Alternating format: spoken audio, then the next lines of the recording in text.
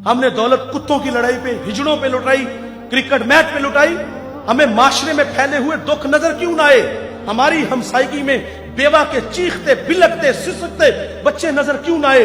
हमें मजदूर लोग नजर क्यों ना आए जो दाने शबीना को तरस रहे हैं?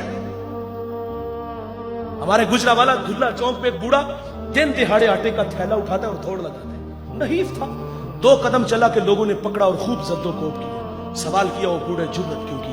उस बूढ़े की आंखों में आंसू उतर आए। उसने कहा 1 हफ्ता हो गया इस चौक में आके खड़ा होता हूं और लोग मुझे बूढ़ा समझ के मजदूरी के लिए साथ नहीं लेके जाते। रोजाना खाली डब्बा घर लेके जाता हूं, कदम भोजन होते हैं। बच्चे पूछते हैं अब्बा खाने के लिए कुछ लाए हो? तो मैं क्या उनको जवाब दूं? आज पक्का वादा करके आया था कि कहीं से मजदूरी मिलेगी तो आटा लाऊंगा। कहा आज भी छोड़ के चले गए। इतनी मार खाई के लहू लहान हुआ। अगर वो बूढ़ा मर जाता ना गुर्बत की वजह से तो फिर उसी मोहल्ले से बड़े सखी निकलने थे। किसी ने कहा ना कफन मेरी तरफ से, और जब जिंदा था पैबंद लगे कपड़े तेरे सामने पहन के गुजरता था। तेरी दौलत का कद इतना ऊंचा था कि तुझे वो नजर ना आया। आज मर गया तो चिट्टा लिबास ले आया। फिर मोहल्ले से और भी सखी निकलते हैं। कुल 10वां 40वें की रोटी हमारी तरफ से। और चीखे तूने ना सुनी उस मजदूर के बच्चों की, जब वो वालिद को रोज कहते अब्बा भूख लगी है खाने को कुछ दो। उस वक्त कहां गए ये सखी? उस वक्त कहां गए ये मालदार? जब वो बिलकते थे आज मर गए तो कुल 10वें 40वें की रोटी ले आए। जिंदों की कदर करना जानिए मेरे भाई, जिंदों को इज्जत देना जानिए। मुझे वो कमालिया की बेटी नहीं भूलती जिसका बूढ़ा बाप अपनी बेटी को तालीम की दौलत से आरास्ता करता है। अब वो बालिगा थी, निकाह की तकरीब है, उधर से बारात आ रही है, इधर बेटी वाले तैयारियों में थे। हमसायगी में से किसी ने शरारत की, जिसके घर में आ रहे हो वो अपनी बेटी को चंद जोड़ों के सिवा कुछ भी नहीं दे सकता।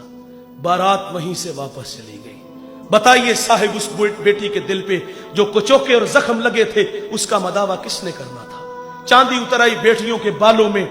मुफलिस को फिर उम्मीद है कि बारात आएगी। किताबे जीस्त का एक और बाप बीत गया, जहेज बन न सका और शबाब बीत गया। हमें ये घरों में बूढ़ी होती हुई बेटियां नजर क्यों ना आई?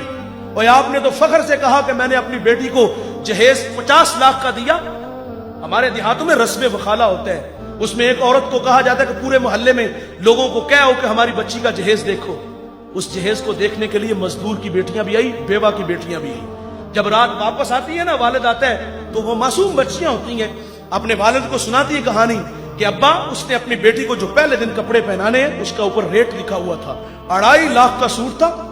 वो बूढ़ा कितना दुखी होता होगा जो अपनी बेटी को ईद वाले दिन भी 500 का सूट नहीं लेके दे सका। उसने ये भी कहा होगा कि अब्बा उसने अपनी बेटी को सोने के कंगन पहनाने हैं, और वो बूढ़ा तो कांच की चूड़ियां भी नहीं उसको लेके दे सका। मैं इतना जरूर कहूंगा, जीने दीजिए इन गरीबों को। इन लोगों की अपनी जिंदगी है, अल्लाह की तकसीम पे राजी है, लेकिन हम लोगों ने इनका जीना हराम कर दिया है।